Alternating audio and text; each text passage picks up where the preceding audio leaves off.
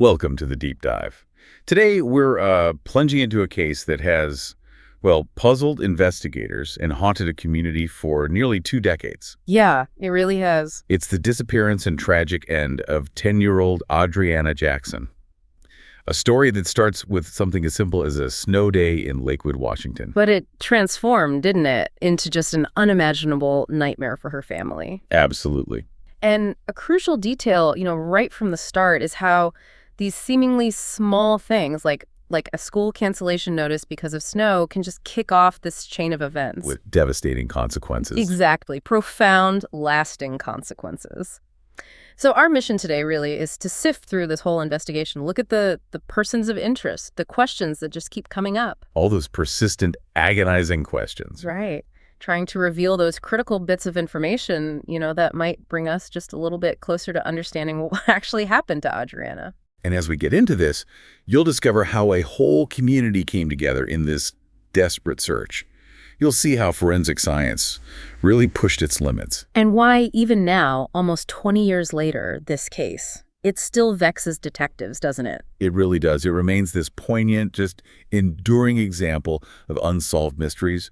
And it's important to note, particularly within that broader, really tragic context of missing and murdered Indigenous women and people. Mm-hmm.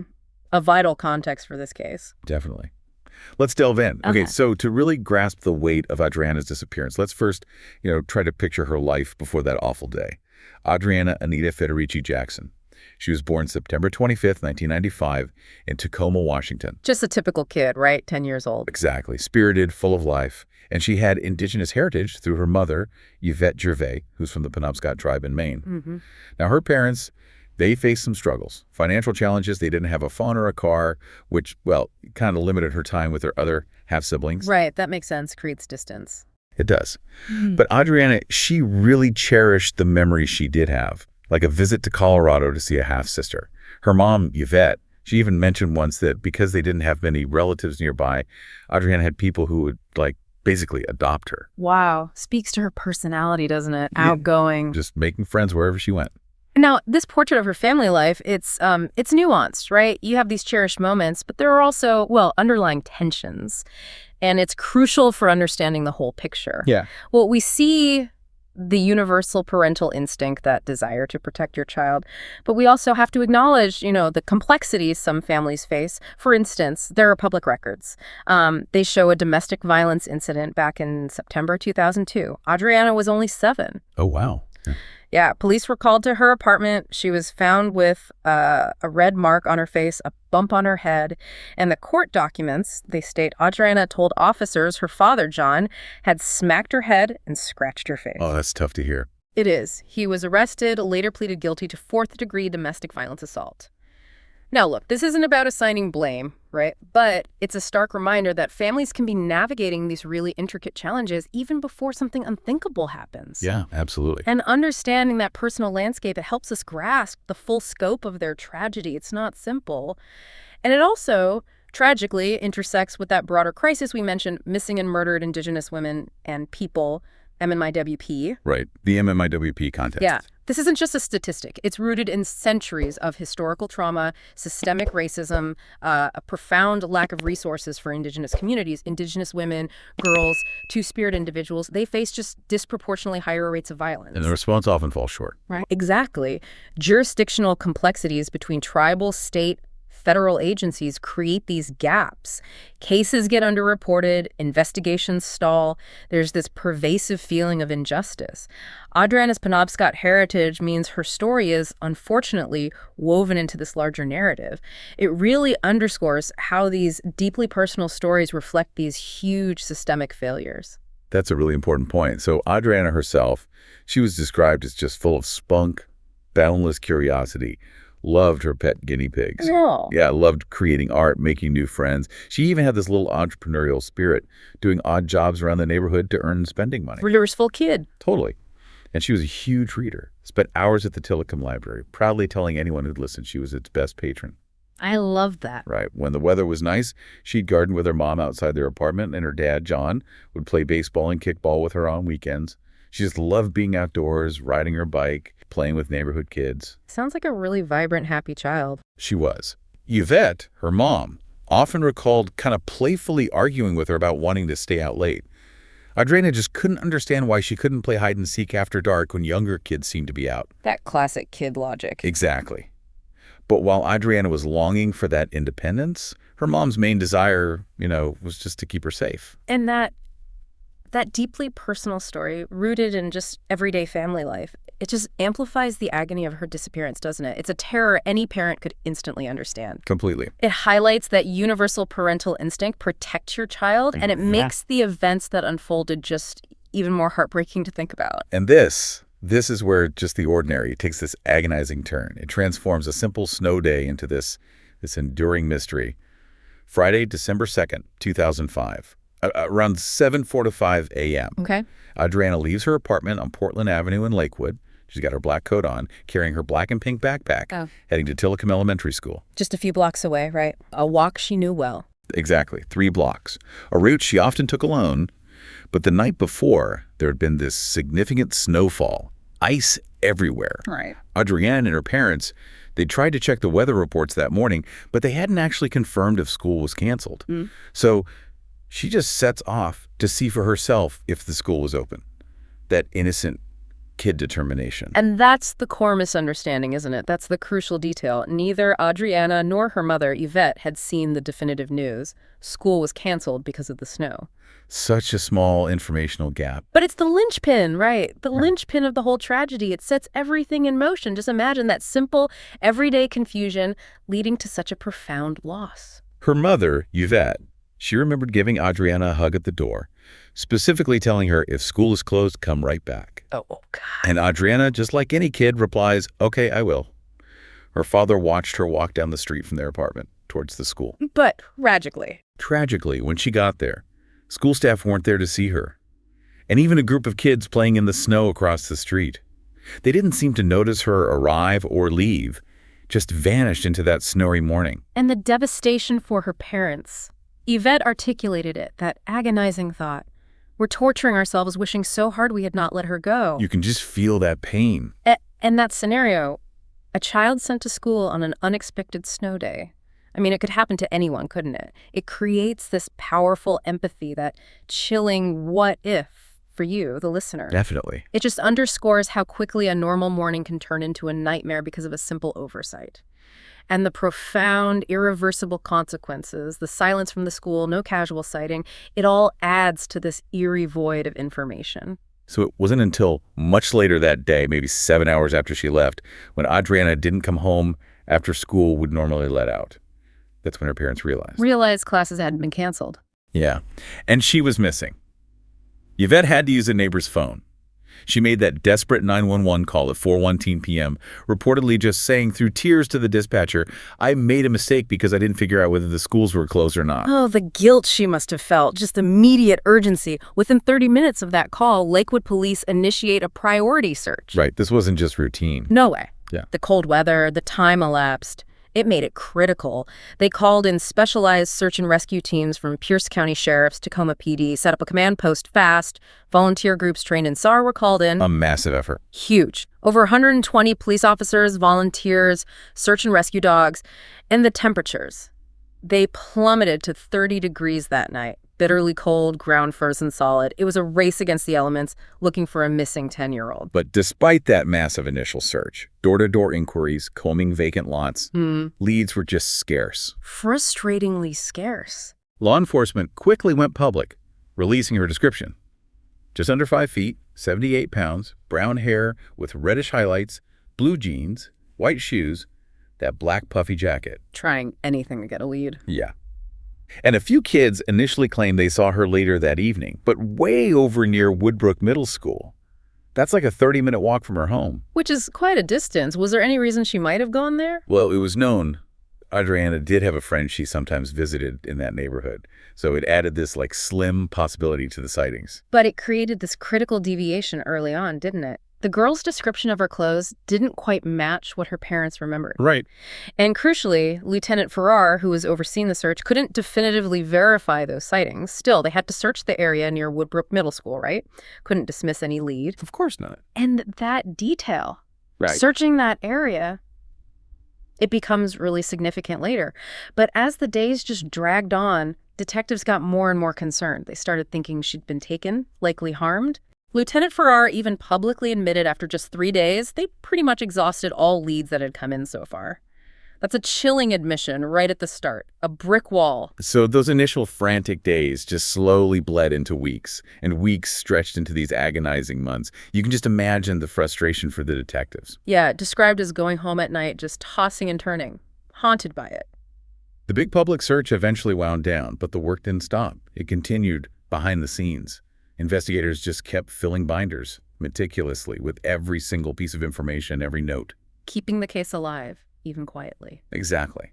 Then, early April 2006, almost 4 months to the day after Adre-Anna vanished into that snowy morning, the desperate search for answers just came to this devastating, heartbreaking end. A truly harrowing find. 2 young neighborhood boys, just kids out looking for snakes. They discovered a human skull and a spine. Oh, God. Where? In a dense thicket of blackberry bushes, in a vacant lot.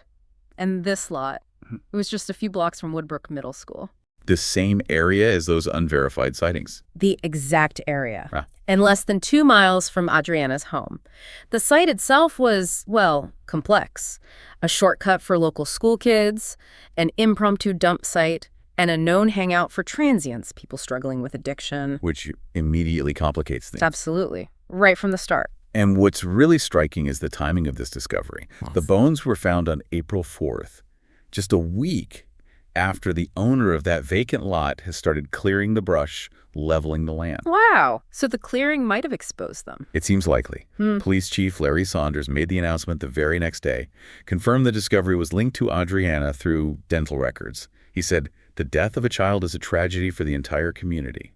And you felt that across Lakewood. That detail about the land clearing, it really highlights how environmental changes can impact investigations, doesn't it? It might have exposed her remains, made the discovery possible. Right. But it also could have inadvertently scattered them, disturbed crucial forensic evidence. It's like a double-edged sword. Can help, can hinder. And it gets even more complex. Yeah.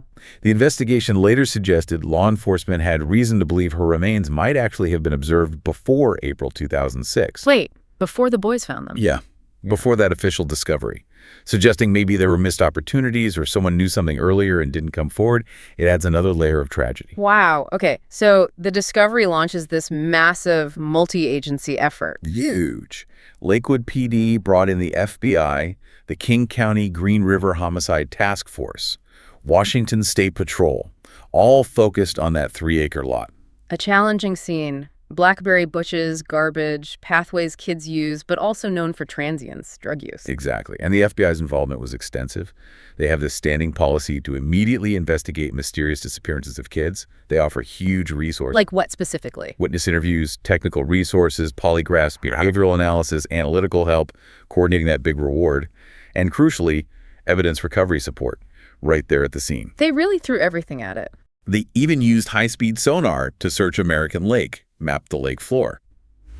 Adre-Anna's parents mentioned she sometimes went there, and one of the search dogs had tracked her scent there the day after she disappeared. And did the sonar find anything?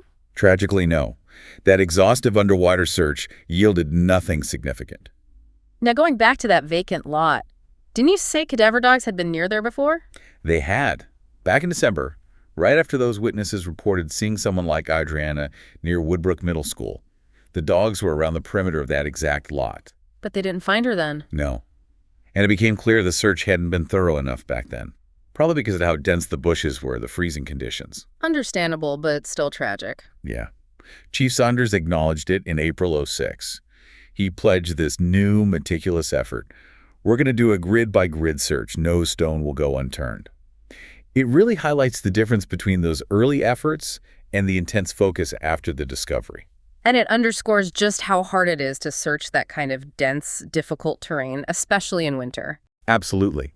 And unfortunately, the harsh winter weather plus the sheer length of time that had passed, it proved detrimental to key parts of the investigation. Forensically, you mean? Exactly. Dental records were crucial for ID, obviously, but no cause or manner of death could be determined immediately. Her remains were skeletonized. Which is just a forensic nightmare. The Pierce County Medical Examiner's Office even had to call in a specialized forensic anthropologist to assist. It was that challenging. And the inability to determine cause and manner, that's huge, isn't it? It poses these immense challenges. If remains are found months later, soft tissues are gone. Right. The tissues that might show strangulation or blunt force trauma without bone breaks or even poisoning. All decomposed. So forensic anthropologists have to rely on these subtle indicators on the bones themselves, fracture patterns, signs of struggle, even interpreting the absence of trauma. Trying to piece together a narrative from almost nothing. Exactly. And without knowing how Adre-Anna met her end, building a prosecutable case is incredibly difficult. Motive, perpetrator selection, much harder without that foundational forensic evidence. It's like trying to solve a puzzle with critical pieces just missing from the start. In the middle of all this devastation, the community response was immediate. A memorial just sprung up at the site where she was found. Candles, crosses, teddy bears, handwritten messages. That spontaneous outpouring of grief. Yeah. A candlelight ceremony and memorial service followed. Over 400 people came. They shared jokes, stories about her, walked past tables filled with her favorite things, a Barbie doll, her pogo stick, her diary. Oh, that's heartbreaking. And a poster made by one of her friends just read, "She made me laugh." Simple, but says so much. And that community support, looking bigger picture, it's such a common thread in these tragic cases. It reflects that collective grief, that universal desire for answers, for closure. You could really feel how deeply it hit the local area. It became this communal tragedy. Demonstrates that empathy a community can feel, especially for a child. Her mother, Yvette, she continued to speak out frequently, openly about Adre-Anna, just bravely keeping her daughter's memory and the search for justice alive. Which takes incredible strength. It does. Her father, John, though, he largely declined interviews, just overwhelmed by grief. Different ways of coping, right? Absolutely. In fact, law enforcement actually picked John up the afternoon. The discovery was announced not for arrest, but just to give him a ride somewhere else so he could avoid the media onslaught. Shows the intense scrutiny on the family. Wow. Protecting him from that glare. A neighbor who spoke with John before the public knew said, "He's been on pins and needles. I think it's going to kill Yvette emotionally. I think it will kill John, too. He loved that little girl so much." Just unimaginable agony for both of them. And despite Adre-Anna being so well known in her telecom community for a 10-year-old, Gino Olson, one of her Sunday school teachers, he lamented that chilling paradox. Everybody knows who she is, and not one person saw her on that critical day. And that paradox. A well-known child just vanishing without a single credible sighting on the day she disappears. It's genuinely baffling. It points to these really unique, perplexing circumstances. It creates this almost complete vacuum of information for investigators about those crucial first hours. A silence that's just persisted and profoundly complicated their efforts for years. It's the kind of detail that makes you, the listener, feel like you're searching for a phantom in a familiar landscape. Okay, so with the devastating discovery of Adre-Anna's remains, the investigation obviously kicked into high gear. Detectives were laser-focused on establishing a precise timeline. They recognized it was, quote, kind of critical to figure out when things went sideways. Pinpoint that window. When was she abducted? When did she meet her end? Exactly. They kept pleading for public help. They even meticulously checked out this abandoned 14-foot boat that just mysteriously showed up at American Lake Park around the time she disappeared. Any connection? Heartbreakingly, no. No link was ever found. Another dead end. And standard procedure in these cases means intense scrutiny on those closest, right? Including her parents. Yes. Yvette and John. Both willingly endured over 10 hours of questioning to clear themselves. Yvette even told reporters publicly, "That's why we were willing to talk to them. Yeah. No, we did not have anything to do with the disappearance of our daughter." Showing cooperation. Definitely. And a week after she disappeared, polygraphs were administered. Yvette passed. Okay. But John's test, it came back inconclusive. Inconclusive. Not failed, but not passed either. Right. So he was given a second polygraph by a different operator. Same result. Inconclusive. Now, Lieutenant Farrar stressed, and rightly so, that polygraphs are just another tool. Nobody's considered a suspect or cleared based solely on a polygraph. Standard operating procedure. Absolutely. But for you, the listener, it might feel like a missed opportunity for a clear answer, especially when a parent's results are inconclusive. It's important to understand these tests are contentious. They don't detect lies, right? Exactly. They measure physiological responses, heart rate, breathing, skin conductivity, things theorized to change when someone's deceptive. But anxiety, stress, even medical conditions can trigger those same responses. Making them subjective. Highly subjective, and often inadmissible in court. So investigators might use them to guide questioning, narrow leads. But an inconclusive result like John's, it doesn't prove guilt or innocence. It just means they couldn't get a clear, interpretable reading, which is frustratingly ambiguous for everyone. Okay, so beyond the family, the broader context of where Adre-Anna lived is crucial.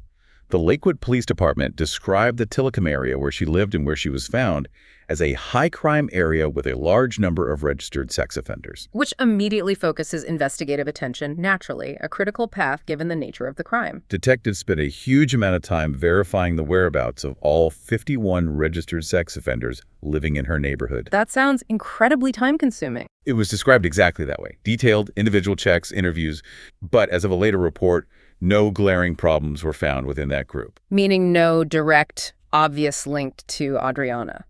Correct. Despite the high-risk environment, no clear connection was identified there, which must have been another incredibly frustrating investigative dead end for the team. Absolutely.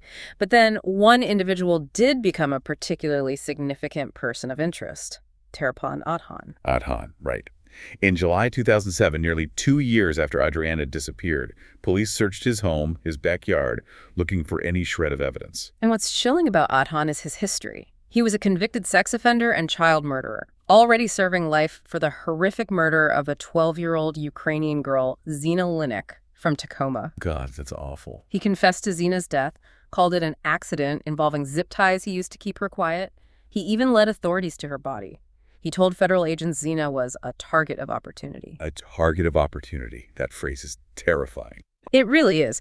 And the connection to Adhan here is deeply unsettling. He had lived in Adre-Anna's area. He worked as a tow truck driver right at the time she disappeared. So proximity and timing. Exactly. But while there was no official account of where he was on December 2nd, 2005, the crucial, frustrating part for investigators, no physical evidence ever definitively tied him to Adre-Anna's case. So despite his background, despite the lack of a solid alibi, nothing concrete. Nothing concrete.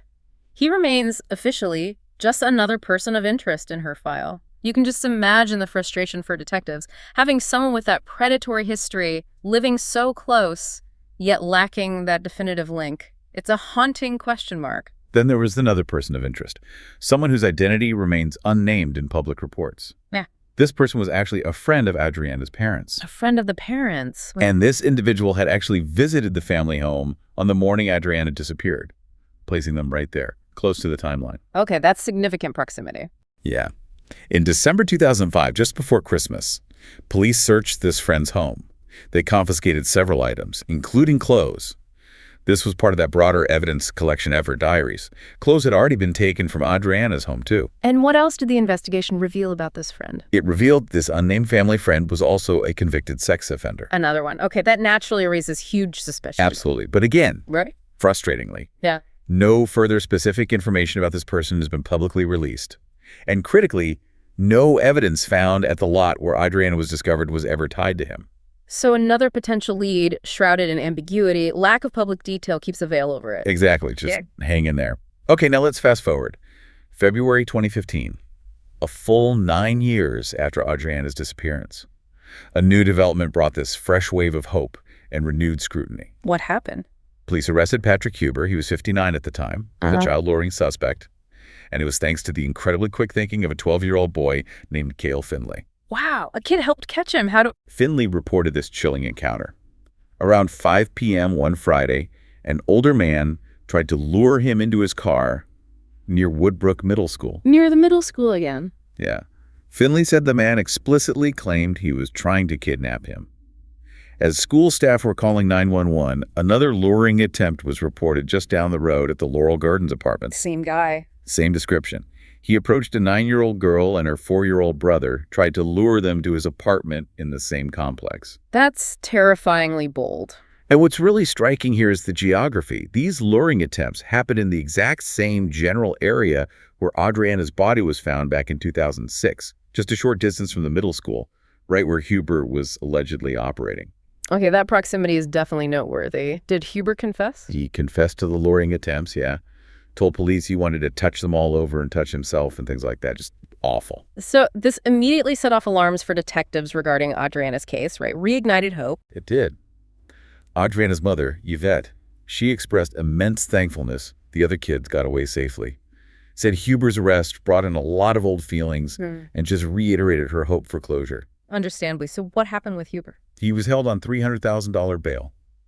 But detectives faced that critical task. Yeah. Could they place him in the Lakewood area back in 2005 when Adre-Anna disappeared? And could they? To this day, despite the geographic link, despite the nature of his crimes, the investigation has not definitively linked Patrick Huber to Adre-Anna's case. Another tantalizing thread left dangling. Man, the number of potential leads that just evaporated. It's maddening. And there was one more individual police sought help locating. Spencer Douglas Grant, 44-year-old transient. Was he a suspect? No, explicitly not a suspect. In fact, he was actually in jail at the very time Adre-Anna disappeared. Okay, so why him? Detectives strongly believe Grant knew about activities at that vacant lot camp where Adre-Anna's remains were found. They thought he might have helpful information about the site itself. Because remember, law enforcement had reason to believe her remains might have been seen before the official discovery in April 2006. Exactly. Suggesting maybe someone else, perhaps someone like Grant, who frequented the area, knew something earlier. Did they get anything useful from him? It remains unclear if any information from Grant or other potential witnesses connected to that vacant lot ultimately provided a breakthrough or shed light on that crucial missing timeline of her presence there. Another frustrating unknown. A critical piece, maybe the most haunting piece of this puzzle that has just plagued the case for almost 2 decades, is the undetermined cause and manner of Adre-Anna's passing. Still undetermined after all this time. Yeah. Despite massive efforts by specialized forensic experts analyzing hundreds of items from her home from the discovery site, no definitive answer on how she met her end has ever been reached. And placing that in context, that lack of a determined cause and manner, it poses these immense, almost insurmountable challenges for investigators. Because they don't have a clear picture of how she met her end. Exactly. Which makes it fundamentally harder to reconstruct the crime, understand the dynamics, identify potential perpetrators, even motives. Remember, when remains are found months later, like Adre-Anna's, soft tissues are gone. The tissues that might show strangulation, blunt force trauma without bone breaks, poisoning, all gone. All decomposed. Forensic anthropologists have to rely on those incredibly subtle indicators on the bones or the absence of typical trauma patterns, trying to piece together a narrative. It's like forensic archaeology almost. It really is. And without knowing that definitive how, building a prosecutable case is incredibly difficult.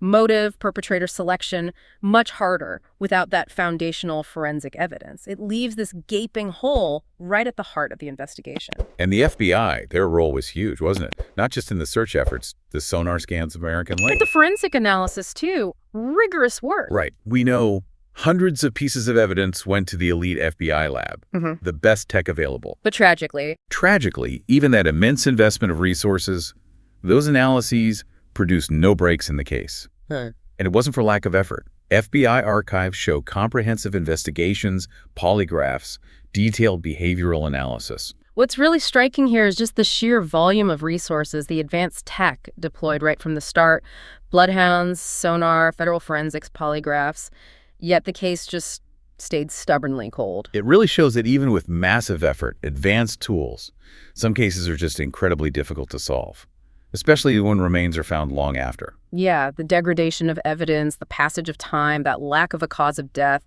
formidable obstacles. A detective on the case even expressed this profound frustration, lamenting how the case didn't touch the community the way I thought it would. It's a child, for crying out loud. Wow, that speaks volumes, doesn't it? The agony of knowing that despite everything, the remains yielded no clear clues, the evidence produced no breakthroughs, a void the community effort couldn't fill. So, nearly 2 decades later, Adre-Anna's case is still the oldest unsolved homicide in Lakewood. But there's a new glimmer of hope. Okay, what's happened? In mid-2024, Lakewood PD, having pretty much exhausted their capabilities on the cold case, they took a big step. They turned the entire case file over to the Washington State Attorney General's Missing and Murdered Indigenous Women and People, MMIWP Cold Case Unit. The MMIWP Cold Case Unit, that's significant. Yeah, Surgeon Charles Porsche from Lakewood PD clarified their department doesn't have its own dedicated cold case unit. The AG's office was willing to take it on after a consult. It's a collaborative effort to try and breathe new life into it. And this prompts the question, what's different now? This MMIWP unit, formed in 2023, It's the first of its kind in the nation. Really? First in the nation? Yeah. Specifically established to address those disproportionately high rates of Indigenous persons going missing or being found dead. That systemic issue we talked about.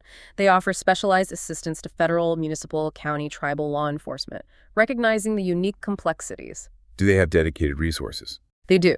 For the 2025 fiscal year, their budget is around $824,000. That funds a specialized team, a supervisor investigator, 4 senior investigators, and a victim advocate case navigator. That dedicated resource pool, that specialized focus, it's a significant shift from previous, more generalized cold case approaches. So how does it work? What's the process? The MMIWP unit independently reviews the case file first. Like a fresh, unbiased set of eyes are poring over every detail of Adre-Anna's case right now. Okay. Then they meet with the local agency, Lakewood PD in this case, to discuss next steps. That could mean identifying new people to interview, maybe recanvassing locations with new insights. And potentially using newer technology, advanced DNA. Exactly. Tools that weren't available or maybe weren't fully utilized before. And if local prosecutors request it, the unit can even review the case for potential criminal charges. They act as this extra layer of expertise and resource. That really does sound like a potential game changer. Looking bigger picture, this fresh perspective, the dedicated resources, that specific focus on Indigenous cases, it could genuinely be the breakthrough needed. This unit aims to overcome those historical barriers, fragmented data, jurisdictional challenges, lack of trust within Indigenous communities. Approaching it with a culturally sensitive lens might uncover something missed before. Precisely. They're actively working on 25 cases, 5 from Pierce County alone. It underscores the vital role they play in seeking justice for these often overlooked victims. It offers this renewed sense of hope, not just for Adre-Anna's family, but for so many others. The case has definitely haunted the investigators who worked it. Lieutenant Chris Lawler, reflecting on it, said he was certain there are people out there who still know important details about the case. Still believing the key is out there somewhere. Yeah. He expressed that persistent hope that we have a piece of evidence that would corroborate a tip, just needing that final crucial piece to connect the dots. And the enduring pain for Adre-Anna's mother, Yvette. It's just palpable, isn't it? An open wound time hasn't healed. She continues to grieve, tirelessly pleads for anyone with information to come forward. She visits her daughter's grave every year on her birthday. A poignant act of remembrance, of enduring hope. Constantly wondering what Adre-Anna would be like as an adult. Imagining her really busy, intelligent, always doing something.